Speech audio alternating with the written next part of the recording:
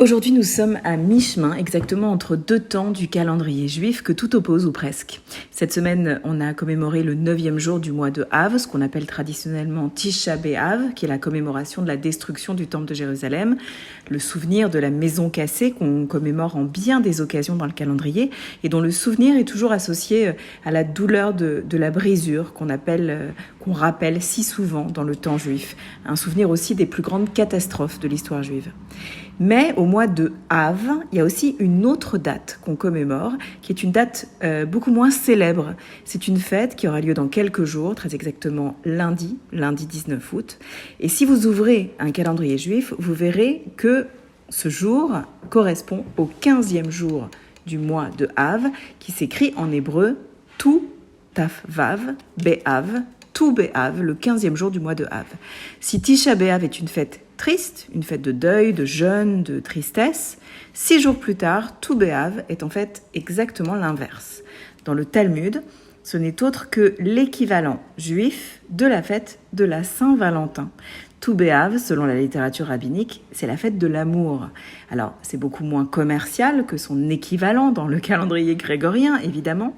Selon le traité Ta'anit, le traité du Talmud Ta'anit, le 15e jour du mois de Av, lorsque le temple se tenait à Jérusalem, les jeunes filles et les jeunes garçons de la ville avaient l'habitude de se retrouver dans les rues. Et la tradition voulait que ce jour-là, on récolte du bois qui allait servir à allumer ensuite le feu sur l'autel des sacrifices. Et à cette occasion de récolte du bois, il revenait à chaque célibataire de trouver sa promise, celle ou celui qui serait son shidur, comme on dit en yiddish. On s'habillait bien, on sortait dans les rues pour trouver son ou sa fiancée, un ou une promise. Vous le voyez, ce jour de Tu B'Av est un jour particulier que malheureusement on a cessé de célébrer pleinement dans le calendrier juif. Pourtant, selon les rabbins, quelque chose de très particulier se passe ce jour-là, même pour ceux qui ne sont pas célibataires, même pour ceux qui ne cherchent pas l'âme sœur.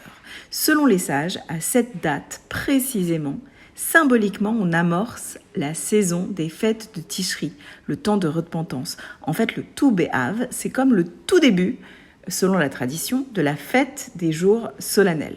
Alors, comment le sait-on, me direz-vous? Pourquoi est-ce que le 15 Av serait ce jour-là? Et pourquoi est-ce qu'on ne choisirait pas une date plus proche de Rosh Hashanah? Ou alors peut-être le début du mois d'Elul? Ou alors la semaine des Slichot, au mois de Tishri? La réponse à cette question est donnée dans la paracha Nitzavim, celle qu'on va lire le Shabbat qui précède Rosh Hashanah. Nitzavim, dans cette paracha, le texte commence ainsi.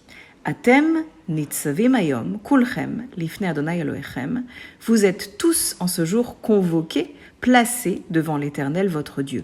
Il s'agit là d'une convocation sacrée qui concerne tout le monde, quel que soit notre âge, notre condition. Et la paracha Nitzavim poursuit ainsi. Vos chefs de tribu, vos anciens, chaque citoyen d'Israël, vos enfants, vos femmes, l'étranger. Et la paracha précise Mechotev etzim Ad Shoev Meimecha, depuis le pourfendeur de bois jusqu'au puiseur d'eau. Et là, les commentateurs précisent que peut bien signifier depuis Chotev Etzim, depuis le pourfendeur de bois. Réponse, selon eux, c'est une référence au temps de Tu B'Av, au moment où le 15 Av, on coupe du bois et on le ramasse pour l'autel des sacrifices. C'est là, selon eux, que la convocation commence. Ad Shoev Meimecha, jusqu'au puiseur d'eau. Quand puise-t-on de l'eau? Les sages nous disent, c'est simple, c'est l'eau des libations apportée sur l'autel à Rosh Hashanah, comme le veut la tradition. Conclusion pour les rabbins. La convocation sacrée, l'appel de Dieu à se tenir devant lui, concerne en fait toute cette période, Mechotev etzim, Ad Shoev Meimecha, depuis le moment où on ramasse du bois jusqu'au moment où on puise de l'eau, depuis Tu B'Av jusqu'au jour du jugement. Et c'est exactement la période dans laquelle nous entrons cette semaine. Nous y entrons bien sûr dans des temps complexes, des temps entremêlés, des temps de deuil, d'appréhension, un moment où doit aussi débuter l'approfondissement de notre introspection, un face-à-face avec nous-mêmes qui nous met en route vers ces jours redoutables qui approchent. Alors puissions-nous nous engager sereinement, efficacement ensemble dans ce temps juif d'introspection. Joyeuse Saint-Valentin juive, Shabbat Shalom.